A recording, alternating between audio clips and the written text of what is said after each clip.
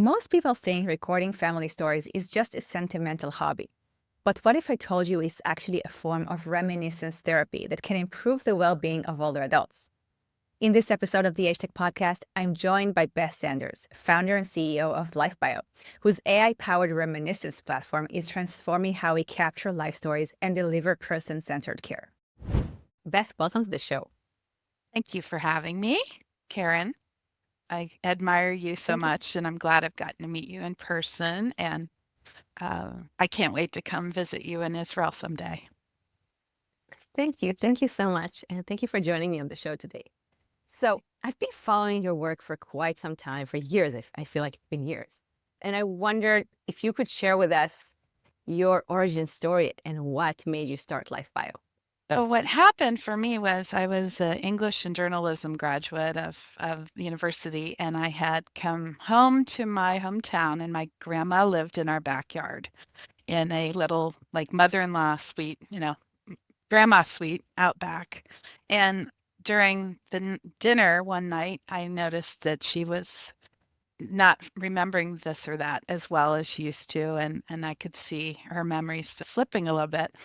And so I think it was the next day I said to my mother, when are we going to tell Grandma's life story? And she said, you should do it. Here's the tape recorder. Go talk to Grandma and you tell her story. And I remember thinking that I'm afraid I don't know what to ask her, and I'm more comfortable interviewing the police chief or a fire chief than I am my own grandmother. I don't know what to ask her. How do I start? Where do I go? So I asked my mom. She gave me a few little ideas, tips, and then went out back to Grandma's house. And of course, Grandma was absolutely happy to tell her grandchild anything, right? And so we talked about her childhood, and she could remember the first airplane she saw and being a one-room schoolhouse teacher. And just the idea that my grandmother was once a little girl was just a big aha moment for me. And then she actually could describe her parents and her grandparents to me, which were my great grandparents and my great great grandparents. And so I just left her house. I just felt I can still see myself going out her door, just like transformed. Like, whoa, that's incredible. Look at this is my grandmother. Like, this is not just any ordinary person.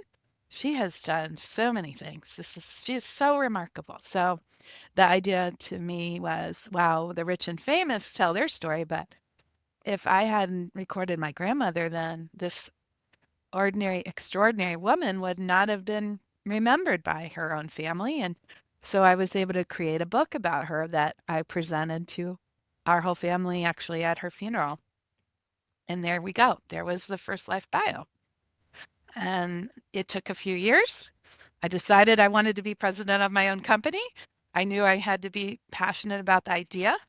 And that was the thing that stuck. It's like, well, if I was going to do something, I have to do something big.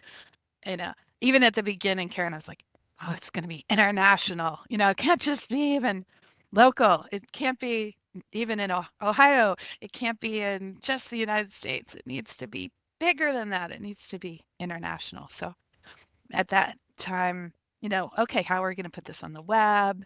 Then things evolved, of course, into apps. And so we've just kind of changed with the times. It's funny, we just got the fifth edition of the memory journal. So we started with like a print, book, and then lifebio.com was born where people could, type in their answers to these questions. And, just like I said, I couldn't at the time think, well, what am I going to ask my grandma? So one of our earliest tasks, my earliest task was, what are the questions? In what order? What categories? So this has like the people who shaped you, the memories, like historical events and growing up things, the real world, like jobs, love, marriage, home, worship, children, grandchildren, pets, and then bringing it all together, family stories and heirlooms, beliefs, opinions, tough questions, lessons through the years in the future. So not just the past, but the future covered in this too. So anyway, that led, that that formed the basis for what was inside lifebio.com, which then led to us evolving into the LifeBio memory app. Yes. That is quite a remarkable story. And I wonder, sort of, you Yeah. mentioned that you were obviously a journalism major, so you knew how to ask questions. If you were interviewing, like you said, the police chief, okay, but how do you pick and choose which questions do you put in this particular product? Because you do want to get personal, but you also, I guess, want to make people comfortable, because some people are not comfortable just asking their grandparents too personal questions. Yes. Yeah, it was hard because I did. There were, were other kinds of things on the market that I looked at, and I thought that, well, that question seems frivolous. I wanted the questions to be important. I mean, also fun to ask, but, like some of the things that I find even now, because we just did 43 interviews in 1 week in North Carolina, people love to talk about, a lot of the times, their childhood. They really do. Like if they can just paint a picture of that place and go tell you about their neighborhood or the home they grew up in, they take you there. It's so powerful to watch people go there. And I watched her go there. And multiple times she said, and again, it's just clear that I could see it like it was yesterday. I can hear it like it was yesterday. So the idea that even when people may have mild cognitive impairment or some kind of memory problem, that those early memories are really formed up really well and they can go there. So I love the fact that we like to ask a lot about their parents, grandparents, cousins, siblings, all those relationships. I mean, I see it as not only them telling their life story, but we are experts in reminiscence therapy, like literally watching people change or come out of their shell, or like I said, go back there. They're running in the creek as a little girl. They're playing with their friends again. They're climbing a tree again. Like in their mind, that's where they are. So I like those kinds of questions. I also love to hear, their greatest accomplishments. Sometimes it's funny. It's like I've asked a CEO that question, and it's like, well, teaching my grandson to read. It's like, wow, that's incredible. People love talking about their work experience, of course. And oh, I swear I was talking to a guy that reminded me of, the Andy Griffith show. I don't know if you're too young to know that show, but anyway, Andy Griffith, this guy had that beautiful Southern drawl and told me for 20 minutes about all his twists and turns in his career. I just loved it, What a great story, right? So I don't know if it's people will always have great advice. And a lot of our work too in like the retirement communities and the nursing homes and hospice and home care is, well, if you have 1 hour to talk to someone, what are you going to get? So your question's a good one. Like, if you only have this much time, what can they talk about? And what will they really enjoy saying? And I think they just really enjoy the relationships of their life and work accomplishments, their childhood, their advice. Those kinds of things are essential. Absolutely. So how has the business model evolved over the years?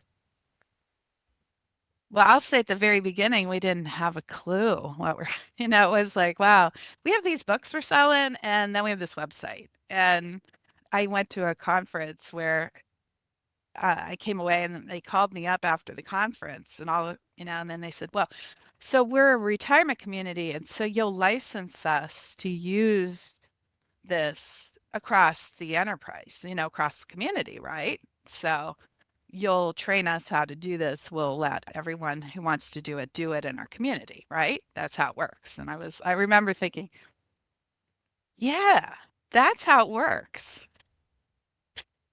What a great idea. Yes, of course, that's how it works. So, so yeah, today people may spend between, $3,000 and $7,000 a year for their whole organization, community. It could be a home care agency, it could be hospice, it could be retirement living, it could be it could be a university doing projects with home care, people that live at home or go to a senior center. So we work with all types of organizations. So it's just a license agreement. I came from the world of selling software. Actually, in before LifeBio was my full-time job, I was selling tech and selling Microsoft software agreements. So to me, it was like, oh yeah, it's just a software agreement. And so it renews annually. They pay monthly or annually for it. And we have some consumer business, but primarily B2B and continue to be that. So we work with like chains like Life Care Services. We work with the Mayo Clinic. During COVID, we built a phone-based version of this basically that we did some cool stuff with United Healthcare with. And I still think there's more things we could be doing with the health insurers and that kind of thing going forward too. There's always more to do. Always So more. let's Yes.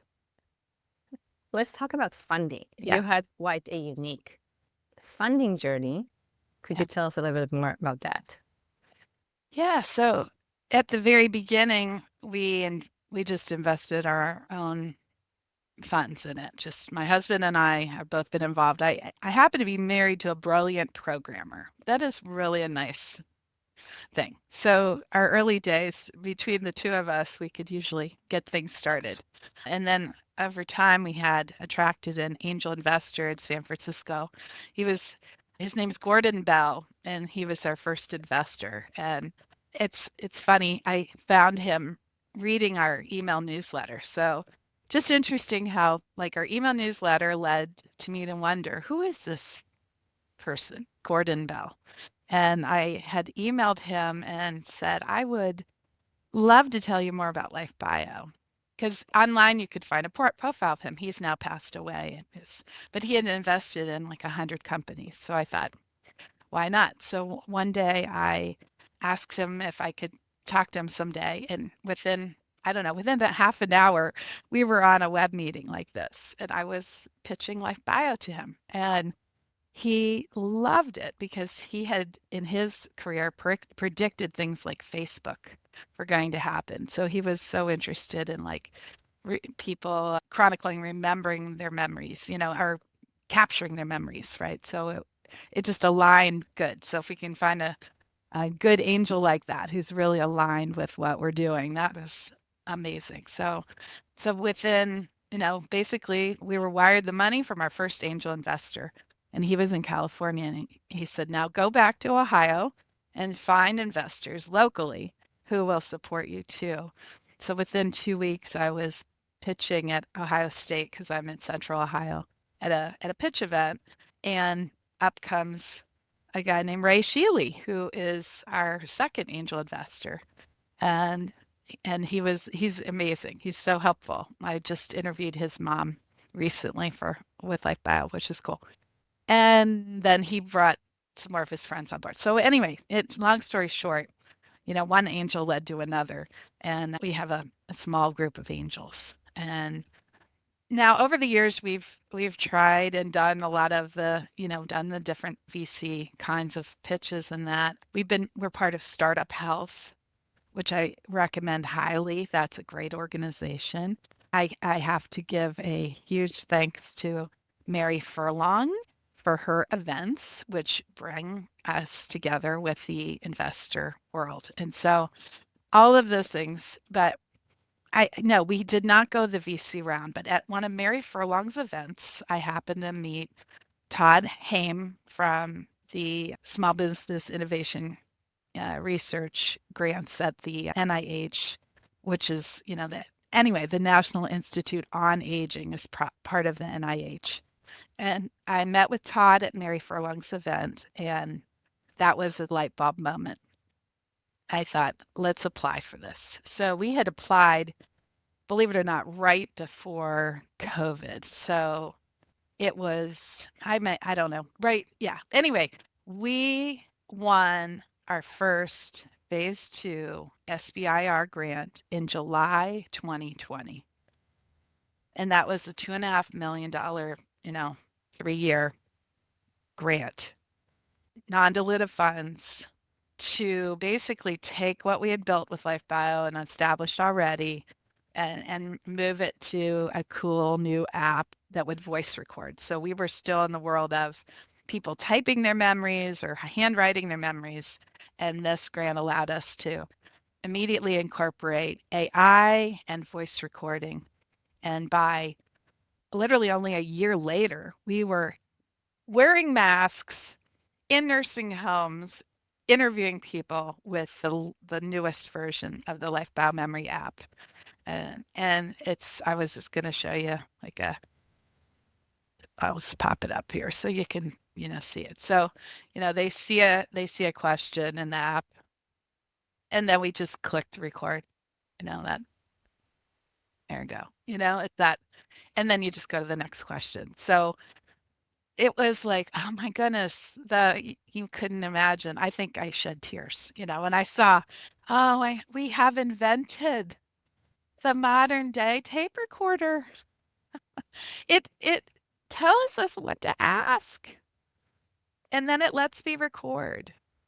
So it just opens up the world of possibilities. People can capture their Keren phone preferences, their children. There's all kinds of different topics they can cover.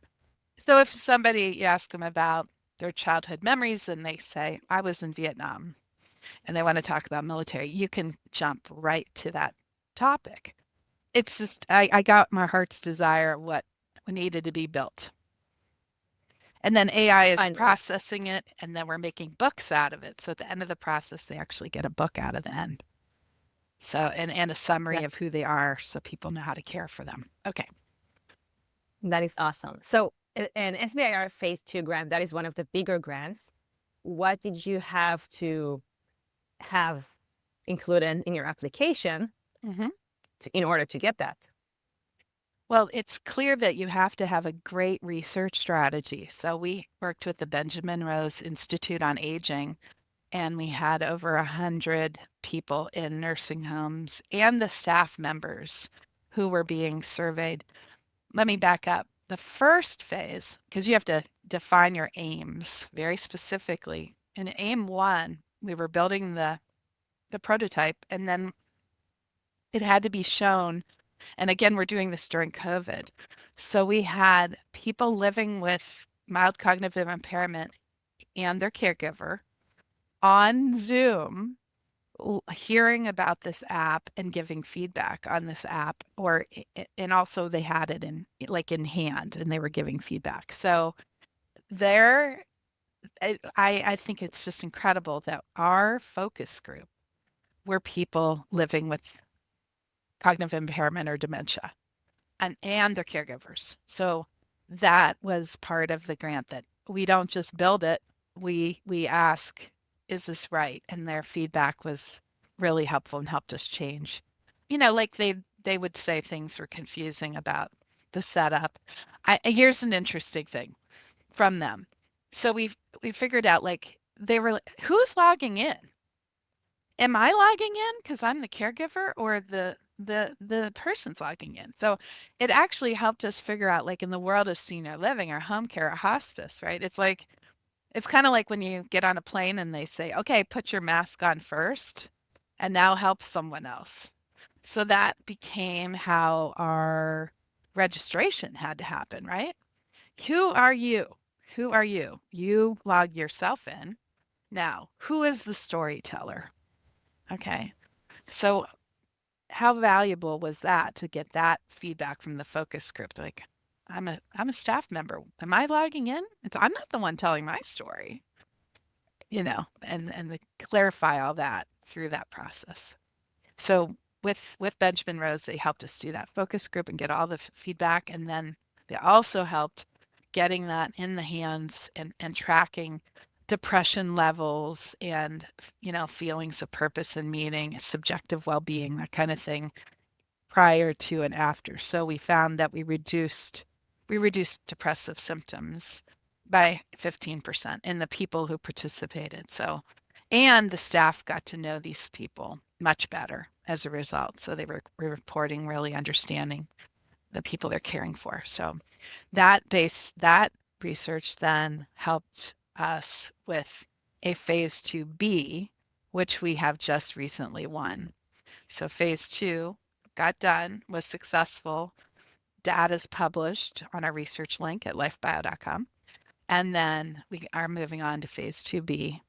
In this case, we're working with George Mason University, and we are going to be using it in community, like community dwelling individuals, not people this time in assisted living or memory care or nursing homes. They will be people out in community because we just wanted to focus in on that home care area and how useful it could be to relieve the caregivers and to build out more the reminiscence therapy. So almost cognitive games, videos, and other things to complement the personalization of knowing the person's story.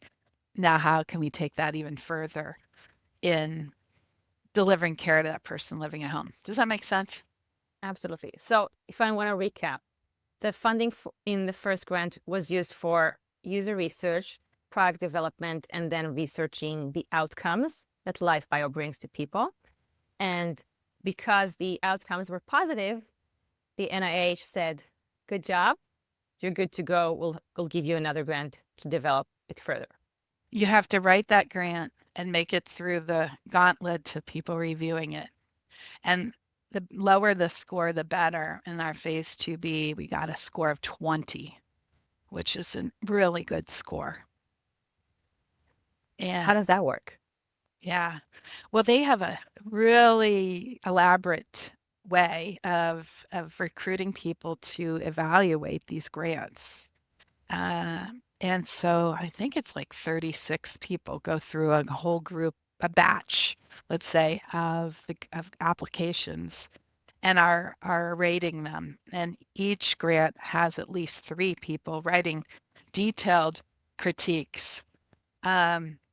And I have to say, our phase 2B, we had applied, I think at least, I think this was maybe it's either our second or third attempt to win. So I want people to know that when you do the SBIR program, you may not win on the first time, but you need to take what you learn from that because the reviewers are brilliant and they are telling you what you are missing. And they're tightening it up for you. If you will actually listen to what they say and respond and fill in the gaps and resubmit, it will potentially pay off because you were missing things. They were right. So a lot of times people will give up after they apply once for SBIR. Well, that didn't work. I'm not doing it again. Because I would say it takes, as the principal investigator for the small business, I would easily say I spend 100 hours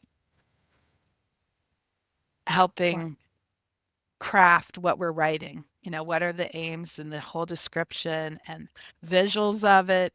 And, when these applications go in, they're 150 pages of information, very detailed budgets. I just can't I cannot tell you how long and how hard it is, but so incredibly worth it. It's small business innovation research. And I will say the reviewers are, in many cases, people who have deep experience with research. So where small businesses sometimes go wrong is they have not picked a good research partner. They're like, oh yeah, well, we'll just do a little pre-survey, post-survey ourselves or something. Like, no, you need to find a university partner who's top-notch and is going to help actually write out detailed, all the parts of your research plan. You're the innovator. Absolutely. They're the researcher.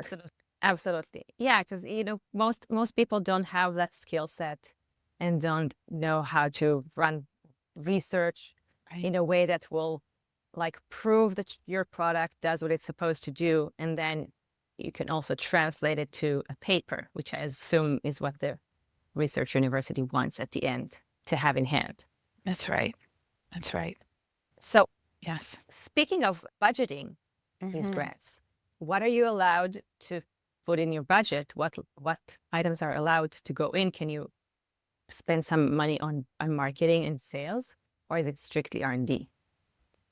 It's primarily R&D and like equipment and the personnel to build the technology.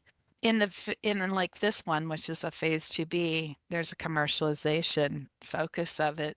So there's, your staff members can be doing, some of that commercialization as well. But it's really meant to build up the product and the research pieces of this so that you're going to be more successful out there raising funds and selling into the market, because it is, the latest, greatest, innovative.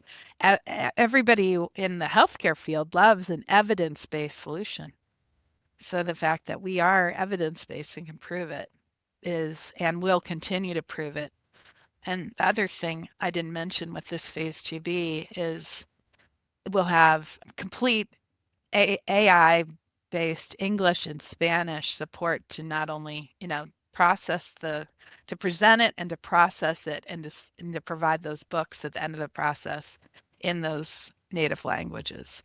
And it will actually support Korean because where we're testing this, it's a lot of Korean population, so we're testing with that, and then we hope we'll also have over 40 languages that it'll be served up in. Because we ran into Wow, that in the US. And I mean, like I said, my dream was, well, this is not just a US based thing, right? We need to be absolutely. useful around the world. So exciting. Absolutely. And as soon as you can translate it, people all over, I mean, people who speak Spanish can use it wherever they are. That's right. That's right. So I just absolutely love, I just want to focus in on how beautiful and fun it is to be the entrepreneur who gets to work with these incredible research folks. Like Dr. Kwang Oh is our contact over at George Mason University. She's incredible, and she knew exactly what she wanted to test with these, what kinds of surveys she would be offering. We're also doing like usability and feedback on the app, getting detailed feedback as they're going to use it. But how great is it to have her background in nursing as a professor and as a researcher to truly show the impact that we can make and in the reminiscence therapy area with these folks. Beyond depressive symptoms, like, what kind of impact with caregiver burden can this make and just many other things. So I just think that I want to encourage entrepreneurs if they're doing SBIR to dream about your favorite research person. What do you really want to have answers to as a result? And where are you trying to move the needle, especially if you're a healthcare entrepreneur? How are you going to improve people's health or help their caregiver? You know? Absolutely. Absolutely. So that actually leads me to my next question. Do you feel that after you had the first paper ready and you had evidence that LifeBio works and improves people's life, do you feel that that has helped the business side? Sort of you were able Mhm. to sell to clients who wanted evidence versus before Mhm. when people had to take a leap of faith and just believe that it will work? Yes. So, for example, have last year we had a deal, and we expect a future deal here with the New York State Office on Aging. So, Greg Olson is a very innovative person. Becky Prevey at the Association of Area Agencies on Aging in New York, they require it. Projects with them, they must know that something is evidence-based. So that led to that deal. And again, I have to give Mary Furlong credit because I met Greg Olson at one of her events. And I will say that, like for area agencies on aging, there's 600 some of them across the United States. They go to an event called US Aging, And we've exhibited there and talked to people who are absolutely must have proof that you're evidence-based. So that is critical to get that. And even before we won SBIR, for the new entrepreneurs out there, I'd like to say that we were doing our own little surveys. Any kind of pre and post survey, even that can be done in even a small way. I mean, you can give a depression scale, you can give a quality of life scale, or things like that, you know? So it helped in our first application that we could at least point to, Mayo Clinic reporting that it improved mood for people with dementia, that they were using our journal to write their memories. Something had been done that led the groundwork for us. We had LifeBio classes going on in groups in senior living, and we could point to these people reported uh, happiness and better subjective well-being. Okay, so the early groundwork should be laid for research that will lead to more and will make you more successful if you're going to go after an SBIR. That is a wonderful tip. How do you get people to want to do the pre and post LifeBio survey? Because I bet some users are like, I'll do it later, and then they don't do it. Well, you're making me remember, how did we get that? There was this group class out in Iowa, and I remember calling up this researcher. I saw him on somebody online at Iowa State University, and I just reached out by phone and said, "Hey, we have this class going on right in your backyard, and do you have any students that need a project? Can they give a pre and post survey to these people taking this class?" So and it's like, "Oh yeah, yeah, that'll work. Sure. I'm interested in what you're doing, and I have a student that needs a project. Sure." So, that was absolutely free to get that done. So, and then Mayo Clinic, they obviously they do their own studies. So if you can get your tool in at a hospital or in, like, I remember giving Mayo Clinic this book at a conference. So just, hey, give something away. Like right now we have a let's see, university students or volunteers paired up with older people in Southern California. And actually, we learned about this through Jim Furman from Better Age, who's an amazing person. Anyway, we are testing something out with these caregivers of Ventura County. And right now they're not paying anything. Okay, they aren't, because they have to try it. So I know that free pilots don't always get the best, nobody wants to do that forever. But I've found that works too, to just get it in people's hands and have them, to try 3 stories, try to interview 5 people or something in our case, and see how it goes. And that usually leads to big things. So Getting creative and hands-on. right. Yeah. And then, it's funny how you think, oh, well, where else can this head? Like in my world, I think of workforce development as a huge problem in healthcare. We need younger people to go into these fields. And I think LifeBio is the first step. I mean, if you haven't been exposed early enough into older adults in your life, why would you want to work in this field, right? Why would you want to work in a senior living community if you don't know any older people or haven't had a conversation? But if I have this positive interaction using LifeBio with someone, learning all about them. I love our projects with, like, Steve, Alabama. We work with Dr. Daniel Potts there. We work with Wichita State University with Nicole Rogers and J.C. Green out at Wichita State. And they are just pushing the envelope there, right? They're getting their students that are going into aging fields or in the healthcare fields to have that first really positive experience. And that it's life-changing. for everybody. The older adult needs to give back. And the younger person needs communication skills, you know? And so I guess using technology for good, right? And the AI is being used for good here, you know? We're bringing people together. Whereas a lot of times the kids are, they're on their phone, they're not talking, you know, the fact that, oh, it's technology and it makes you talk to somebody or listen to somebody. Makes it talk to grandma and listen to her life story.